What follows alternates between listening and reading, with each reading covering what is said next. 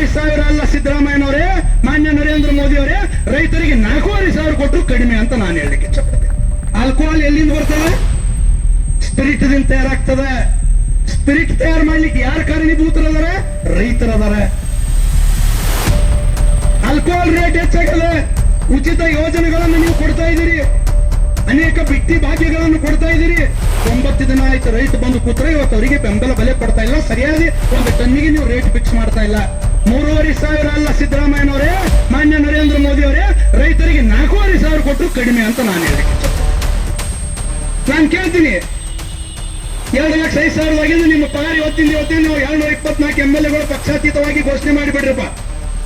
ಅದಕ್ಕೆ ಯಾವುದೇ ಠರಾವ್ ಪಾಸ್ ಮಾಡಂಗಿಲ್ಲ, ಯಾವುದೇ ವಾದ ವಿವಾದ ಆಗಂಗಿಲ್ಲ. ಅವರ ಸ್ಯಾಲರಿ ಹೆಂಗ್ ಇನ್ಕ್ರಿಮೆಂಟ್ ಆಗ್ತದೆ ಗೊತ್ತಾ? ಕೇವಲ ಕಳೆದ ಮಾರ್ಚ್ ಏಪ್ರಿಲ್ ನಲ್ಲಿ ಕಾಂಗ್ರೆಸ್, JDS, BJP ಎಲ್ಲರೂ ಕೂಡ್ಕೊಂಡು ಠರಾವ್ ಪಾಸ್ ಮಾಡಿಬಿಟ್ರು. ಅದಕ್ಕೆ ಒಂದೇ ಒಂದು ವಿರೋಧ ಕೇಳಲಿಲ್ಲ. ಒಬ್ಬ ಶಾಸಕ, ಒಬ್ಬ ಸಚಿವ ಅದನ್ನು ವಿರೋಧ ವ್ಯಕ್ತ ಮಾಡಲಿಲ್ಲ. ರೈತರು ಇವತ್ತು 3,500 ಕೇಳಾಕತ್ತಾರ. ಎಲ್ಲರೂ ಕೂಡಿಲ್ಲ, ಆಗಂಗಿಲ್ಲ. ಆ ಟೆಕ್ನಿಕಲ್ ಪ್ರಾಬ್ಲಮ್, ಈ ಟೆಕ್ನಿಕಲ್ ಪ್ರಾಬ್ಲಮ್ ಅಂತ ಹೇಳ್ತೀರಿ, ನಾಚಿಕೆ ಬರಂಗಿಲ್ಲ.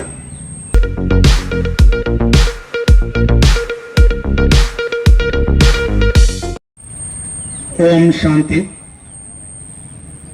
ನಿರಾಕಾರ ಶಿವ ಪರಮಾತ್ಮನನ್ನು ಮನದಲ್ಲಿ ನೆನೆಯುತ್ತಾ ನಡೆದಾಡುವ ದೇವರು ಪೂಜ್ಯ ಸಿದ್ದೇಶ್ವರ ಮಹಾಸ್ವಾಮಿಗಳನ್ನು ಕೂಡ ಮನದಲ್ಲಿ ನೆನೆಯುತ್ತಾ, ಇವತ್ತು ಬಹಳ ನೋವಿನ ಸಂಗತಿ. ಅನ್ನದಾತ 9ನೇ ದಿನ ರಸ್ತೆಯ ಮೇಲೆ ಕುಳಿತು ಪ್ರತಿಭಟನೆ ಮಾಡುವಂತ ದಿನ ಬಂತಲ್ಲ ಅನ್ನೋದಕ್ಕೆ ಇವತ್ತು ನೋವಿನಿಂದ ಈ ಪ್ರತಿಭಟನೆಯಲ್ಲಿ ನಾವೆಲ್ಲಾ ಮುಖಂಡರು ಭಾಗಿಯಾಗಿದೆ.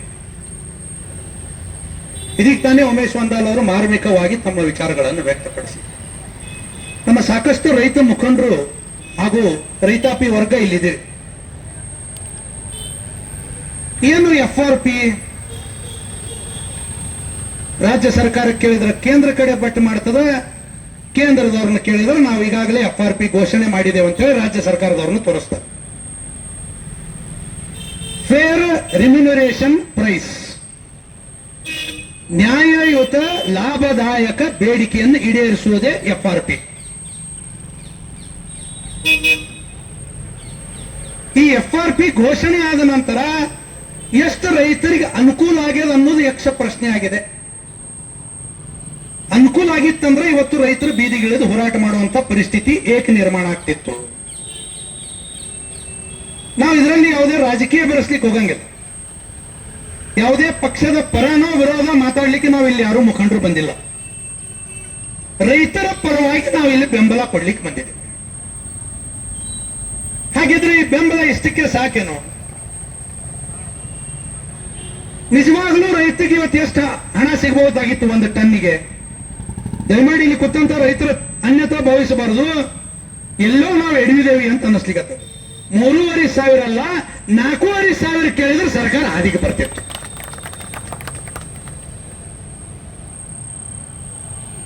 ಒಬ್ರು ತತ್ವಜ್ಞಾನಿಗಳು, ತಮ್ಮನ್ನೇ ತಾವು ಮಹಾನ್ ರೈತ ನಾಯಕರು ಅನ್ಕೊಂಡಂತ ರಾಜಕಾರಣಿಗಳು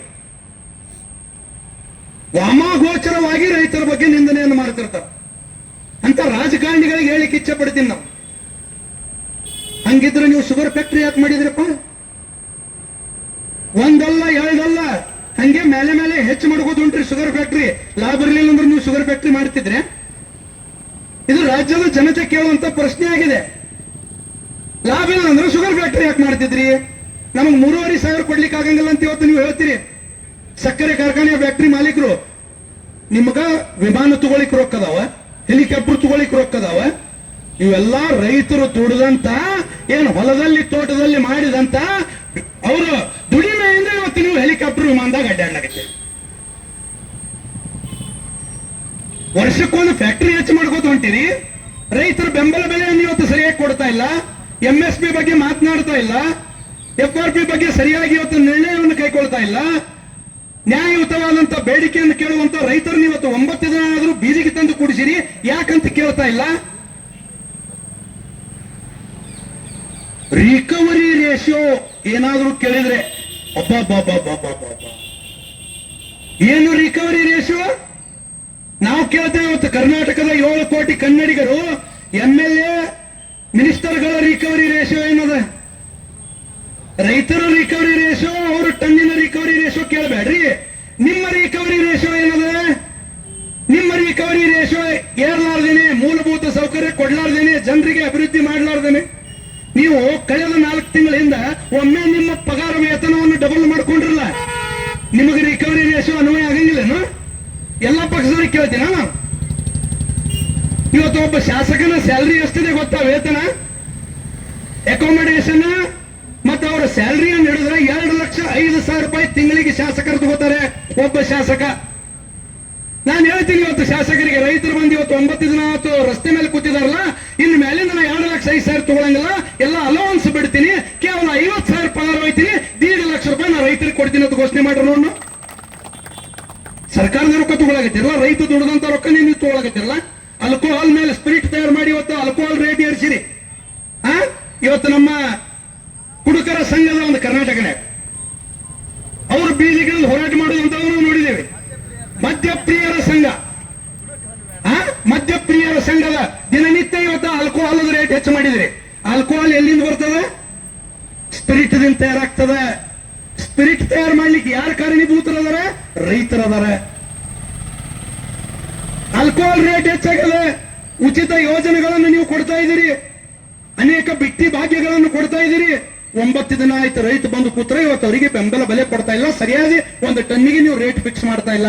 3,500 ಅಲ್ಲ ಸಿದ್ದರಾಮಯ್ಯನವರೇ, ಮಾನ್ಯ ನರೇಂದ್ರ ಮೋದಿ ಅವರೇ, ರೈತರಿಗೆ 4,500 ಕೊಟ್ಟರು ಕಡಿಮೆ ಅಂತ ನಾನು ಹೇಳಲಿಕ್ಕೆ ಇಷ್ಟಪಡ್ತೀನಿ. ಏನಿವತ್ತು ಕಾರ್ಖಾನೆ ಇನ್ನೊಂದು ನಾನು ನಮ್ಮ ರೈತ ಮಿತ್ರರು ಏನಿವತ್ತು ರೈತ ಬಾಂಧವರು, ರೈತ ಸಂಘಟನೆಯವರು ಇಲ್ಲೆಲ್ಲ ಇವತ್ತು ಹೋರಾಟ ಹಮ್ಮಿಕೊಂಡು ಮುಖ್ಯಮಂತ್ರಿಗಳ ಸಭೆಗೆ ತಾವೇನು ಹೋಗದೇ ಇರುವಂತಹ ಒಂದು ಐತಿಹಾಸಿಕ ನಿರ್ಣಯ ತಗೊಂಡಿದ್ರಲ್ಲ, ವಿಜಯಪುರದ ಸಮಸ್ತ ಸಂಘಟನೆಗಳ ಪರವಾಗಿ ನಾನು ತುಂಬ ಹೃದಯದ ಕೃತಜ್ಞತೆಗಳನ್ನ ಸಲ್ಲಿಸ್ತೇನೆ. ಯಾಕೆ ರೈತರು ಹೋರಾಟ ಮಾಡುವಂತ ಜಾಗಕ್ಕೆ ನಿಮಗೆ ಬರ್ಬೇಕಾ ಆಗ್ತಾ ಇಲ್ವಾ ಸರ್ಕಾರಕ್ಕೆ? ಗುರ್ಲಾಪುರ್ ಕ್ರಾಸ್ ಅಲ್ಲಿ ಲಕ್ಷಾಂತರ ರೈತರು ಇವತ್ತು ಮನೆ ಮಠ ಬಿಟ್ಟು 9 ದಿನದಿಂದ ಇವತ್ತು ಹೊಲದಲ್ಲಿ ಕೆಲಸ ಮಾಡುವುದನ್ನು ಬಿಟ್ಟು, ಉಳಿಮೆಯನ್ನು ಬಿಟ್ಟು ಬಂದು ಕುಳಿತಿದ್ದಾರೆ. ಯಾಕೆ ಮುಖ್ಯಮಂತ್ರಿಗಳೇ ಬರ್ತಾ ಇಲ್ಲ? ಯಾಕೆ ಅಲ್ಲಿ ಉಸ್ತುವಾರಿ ಸಚಿವರು ಬರ್ತಾ ಇಲ್ಲ? ಯಾಕೆ? ಇವತ್ತು ಬಿಜೆಪಿ ಇರ್ಬೋದು, ಕಾಂಗ್ರೆಸ್ ಇರ್ಬೋದು, ಜೆಡಿಎಸ್ ಇರ್ಬೋದು, ಪಕ್ಷಾತೀತವಾಗಿ ಹೇಳಿದೆ ನಾನು, ಎಲ್ಲ MLAಗಳು ಮಿನಿಸ್ಟರ್ಗಳು ತಮ್ಮದೇ ಫ್ಯಾಕ್ಟರಿ ಮಾಡ್ಕೊಂಡು ಕೂತಾರೆ, ಅದಕ್ಕೆ ಹೋರಾಟಕ್ಕೆ ಬರವಲ್ಲಾಗ್ಯಾರ. ನೈಜ ಕಾರಣ ತಿಳ್ಕೋಬೇಕಾಗ್ಯದ ನಾವು. ಇವತ್ತು ರೈತ ನೀವು ನಿರ್ಣಯ ಮಾಡೋದಂತ ತಿಳ್ಕೊರಿ. ನೀವೇನಾದ್ರೂ FRP ಫಿಕ್ಸ್ ಮಾಡ್ರಪ್ಪ, MSP ಏನಾದ್ರೂ ಮಾಡ್ರಿ, ನನಗೆ 4,500 ಬೇಕತ್ ಕೂತಂದ್ರ ರೈತ ಕಬ್ಬನೇ ನಿಮ್ಗೆ ಕೊಡ್ಲಿಲ್ಲ ಅಥವಾ ಬೆಳಿಲಿಲ್ಲ ಅಂದ್ರೆ ನಿಮ್ ಫ್ಯಾಕ್ಟರಿ ಹೆಂಗ್ ನಡೀತದೆ? ಏನ್ ನೀವು ವರ್ಷಕ್ಕೊಂದು ಫ್ಯಾಕ್ಟರಿ ಹೆಚ್ಚು ಮಾಡ್ಕೋದು ಹೊಂಟ್ರಿಲ್ಲ, ಫ್ಯಾಕ್ಟರಿ ಬೆಳವಣಿಗೆಗಳು ಹೆಂಗಾಗ್ತಾವ? ಇದು ಎಲ್ಲ ಇವತ್ತು ಬಹಳ ಮಾರ್ಮಿಕವಾಗಿ ಯೋಚನೆ ಮಾಡುವಂತ ವಿಚಾರಗಳದಾವ. ನಾನು ಕೇಳ್ತೀನಿ, 2,05,000 ನಿಮ್ಮ ಪಗಾರ ಇವತ್ತಿನ ನೀವು 224 MLAಗಳು ಪಕ್ಷಾತೀತವಾಗಿ ಘೋಷಣೆ ಮಾಡಿಬಿಡ್ರಪ್ಪ. ಅದಕ್ಕೆ ಯಾವುದೇ ಠರಾವ್ ಪಾಸ್ ಮಾಡಂಗಿಲ್ಲ, ಯಾವುದೇ ವಾದ ವಿವಾದ ಆಗಂಗಿಲ್ಲ. ಅವ್ರ ಸ್ಯಾಲರಿ ಹೆಂಗ್ ಇನ್ಕ್ರಿಮೆಂಟ್ ಆಗ್ತದೆ ಗೊತ್ತಾ? ಕೇವಲ ಕಳೆದ ಮಾರ್ಚ್ ಏಪ್ರಿಲ್ ನಲ್ಲಿ ಕಾಂಗ್ರೆಸ್, ಜೆಡಿಎಸ್, ಬಿಜೆಪಿ ಎಲ್ಲರೂ ಕೂಡ್ಕೊಂಡು ಠರಾವ್ ಪಾಸ್ ಮಾಡಿಬಿಟ್ರು. ಅದಕ್ಕೆ ಒಂದೇ ಒಂದು ವಿರೋಧ ಕೇಳಲಿಲ್ಲ. ಒಬ್ಬ ಶಾಸಕ, ಒಬ್ಬ ಸಚಿವ ಅದನ್ನು ವಿರೋಧ ವ್ಯಕ್ತ ಮಾಡಲಿಲ್ಲ.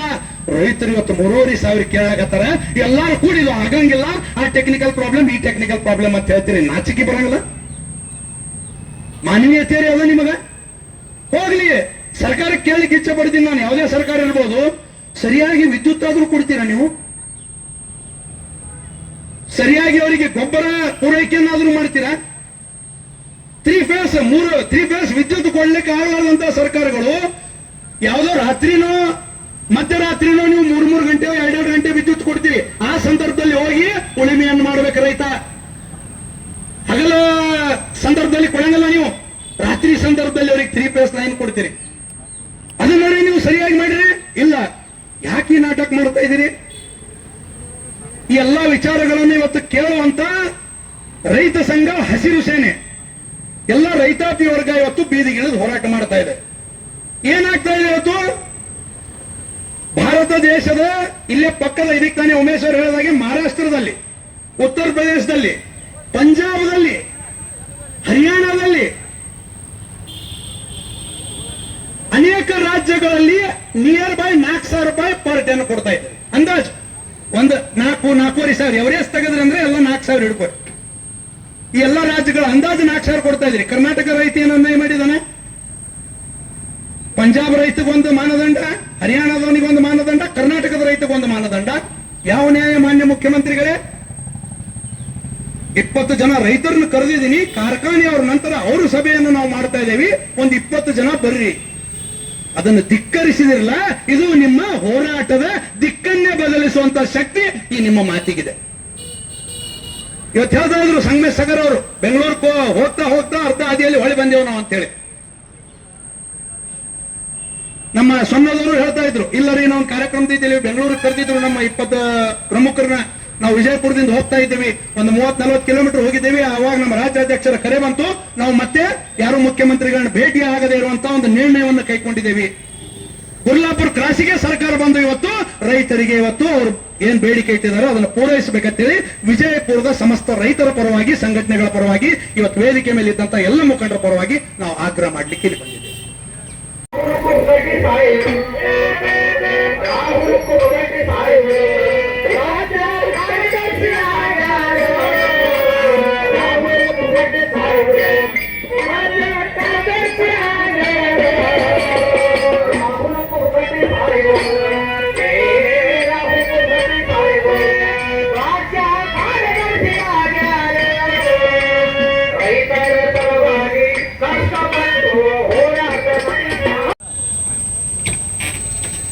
ರೈತರ ಒಂದು ಮನವಿ ತಗೊಂಡು 9 ದಿವಸ ಆಯ್ತು ಇವತ್ತಿಗೆ. ಈ ಹೋರಾಟದಲ್ಲಿ ನಮ್ಮ ಆತ್ಮೀಯ ಸ್ನೇಹಿತ ಆಗಿರ್ತಕ್ಕಂಥ ರಾಹುಲ್ ಕುಕ್ಕಡಿಯವರು, ಕಲ್ಲೋಣ ಸೊನ್ನದವರು, ಆತ್ಮೀಯ ಸಹೋದರರಾದ ಶಿವರಾಮನ ಬಯ್ಯಾರವರು, ಒಬ್ಬರು ಆತ್ಮೀಯ ಸಹೋದರರಾದ ಶಿವಕುಮಾರ್ ಪಾಟೀಲ್ರವರು, ಒಬ್ಬರು ಆತ್ಮೀಯ ಸಹೋದರಾಗಿರ್ತಕ್ಕಂಥ ರಾಘವನ ಅಣ್ಣಿಗೆರೆ ಅವರೇ, ಸುನೀಲ್ ಬರುಡಿಗೆ ಅವರೇ, ಗಿರೀಶ್ ಅವರೇ, ನಮ್ಮ ಸತೀಶ್ ಪಾಟೀಲ್ ರೀ, ಮತ್ತೆ ಎಲ್ಲ ನಮ್ಮ ರೈತ ನಾಯಕರೇ, ನಮ್ಮ ಸಜ್ಜನ್ ಅವರೇ, ನಮ್ಮ ಬಸವಣ್ಣ ತಾಳಿಕೊಟ್ಟವ್ರೆ, ರೋಮ ದುಡಿದು ಅಲ್ಲೆಲ್ಲ ಹೊಲ್ದಾಗ ಕ್ರಿಯೇಟ್ ಬೆಳೆದಂತ ಬೆಳೆಗ ನೀವು AC ರೂಮ್ನಾಗ ಕೂತು ಬೆಲೆ ಫಿಕ್ಸ್ ಮಾಡ್ತೀರಪ್ಪ ಅಂತಂದ್ರೆ ಎಷ್ಟರ ಮಟ್ಟಿಗೆ ಇಲ್ಲೇ ನೆರೆ ರಾಜ್ಯ ಮಹಾರಾಷ್ಟ್ರದಾಗ ಬೆಲೆ ಕೊಡಕತ್ತಾರ, ನಿಮ್ಗೆ ಯಾಕೆ ಕೊಡಕ್ ಆಗುದಿಲ್ಲ? ಇವೆಲ್ಲ ವಿಚಾರ ಮಾಡುವಂತದ್ದು. ಯಾಕಂದ್ರ ರೈತರ ಪಿತ್ ನೆತ್ತಿಗೆ ಇರುತ್ತಾರ, ನೀವು ಇರ್ರಿ, ಆ ನೆತ್ತಿಗೆ ಏರ್ತಪ್ಪ ಅಂತಂದ್ರ ಅವ್ರ ಜೊತೆ ನಾವು ಕೂಡಿ ಈ ಬರುವಂತ ದಿವಸಗಳಲ್ಲಿ ಇನ್ನೂ ಹೆಚ್ಚಿನ ಪ್ರಮಾಣದಲ್ಲಿ ಈ ಬಿಜಾಪುರನಾಗೆಲ್ಲ ಅಷ್ಟೇ ಕರ್ನಾಟಕ ರಾಜ್ಯದಾಗ ಎಲ್ಲಿ ತಿರುಗಾಡ್ಲಕ್ ಬರ್ಲಾರ್ದಂಗ ಪರಿಸ್ಥಿತಿ ಆಗ್ಬಿಡ್ತದ. ಇವತ್ತ ನಾವೊಂದು ಎಚ್ಚರಿಕೆ ಕೊಡ್ತೀನಿ, ನಷ್ಟ ಸರ್ಕಾರ ಅನುಭವಿಸ್ತದ. ಬರುವಂತ ದಿವಸಗಳಲ್ಲಿ ಹೇಳಿದ್ರು, ನೀವು ನಿಮ್ ಕಡೆ ನೀರ್ಲಿಲ್ಲಪ್ಪ ಅಂದ್ರೆ ರಾಜೀನಾಮೆ ಕೊಟ್ಟು ಹೋರಿ, ರಾಜೀನಾಮೆ ಕೊಟ್ಟು ಹೋರಿ ನಿಮ್ಮ ಮನೆಗೆ. ಅವೆಲ್ಲ ನೀಗಿಸುವಂತ ಶಕ್ತಿ ರೈತರಲ್ಲಿ ಐತೆ ಅನ್ನೋ ಮಾತನ್ನು ಈ ಸಂದರ್ಭದಲ್ಲಿ ಹೇಳಿ ನಾನು ಹೆಚ್ಚಿಗೆ ಮಾತನಾಡದೆ, ಇನ್ನು ಈ ಹೋರಾಟ ಇನ್ನೂ ಉಗ್ರ ರೂಪ ತಾಳ್ತದ. ಸಾಕಷ್ಟು ಮಾಡಾಕ ಕೆಲಸದ ನಿಮಗೆ ಬಿಟ್ಟು ಬೇರೆ ಬೇರೆದೇ ಮಾಡ್ಕೊತ ಹೊಂಟಿರಿ. ಆ ರೈತರಿಗೆ ಸ್ಪಂದಿಸೋದು ಬಿಟ್ಟು ಏನಾರೇ ಒಂದೊಂದು ಉಪದೇಪಿತನ ಮಾಡ್ಕೊತ ಸರ್ಕಾರ ಹೊಂಟದ, ಅದು ಸರಿಯಲ್ಲ. ಬರುವಂತ ದಿವಸಗಳಲ್ಲಿ ನಾನು ಎಚ್ಚರಿಕೆ ಕೊಡ್ತೀನಿ, ಮುಂಬರುವ ದಿನಗಳಲ್ಲಿ ಈ ಹೋರಾಟ ಉಗ್ರ ಸ್ವರೂಪ ತಗೋತಪ್ಪ ಅಂತಂದ್ರ ನಿಮ್ಮ ನಿಧಿ ಕೆಡ್ತದ ಮತ್ತು ಸರ್ಕಾರ ಬೀಳ್ತದ. ಬಹಳ ಹೆಚ್ಚಿಗೆ ನಾನು ಹೇಳದೆ, ಇನ್ನು ಸಾಕಷ್ಟು ಹಿರಿಯರು ಮಾತನಾಡೋದಾರ. ಈ ಒಂದು ವೇದಿಕೆ ಮೂಲಕ ನಾನು ನಮ್ಮ ರಾಮನವಮಿ ಉತ್ಸವ ಸಮಿತಿ ಹಾಗೂ ಎಲ್ಲ ಯುವಕರ ಘಟಕದಿಂದ ನಿಮಗೆ ಈ ಹೋರಾಟ ಮುಗಿಯುವವರೆಗೆ ಸಂಪೂರ್ಣ ಬೆಂಬಲವಾಗಿ ನಾವು ವೇದಿಕೆ ಕರೆದ್ರಪ್ಪ ಅಂತಂದ್ರು ಇವತ್ತು ಹೋರಾಟ ಕುಂದ್ರು ಹಿಡ್ಕೊಂಡು ಕಲ್ಲೋಗಿ ಹಿಡ್ಕೊಂಡು ಬೆಂಕಿ ಹಚ್ಚಾಕ್ ಕರೀರಿ ಬರ್ತೀವಿ ಒಟ್ಟರು ಕೂಡ ತಮ್ಮ ಮಾತನ್ನು ಈ ಸಂದರ್ಭದಲ್ಲಿ ಹೇಳ್ತೇವೆ.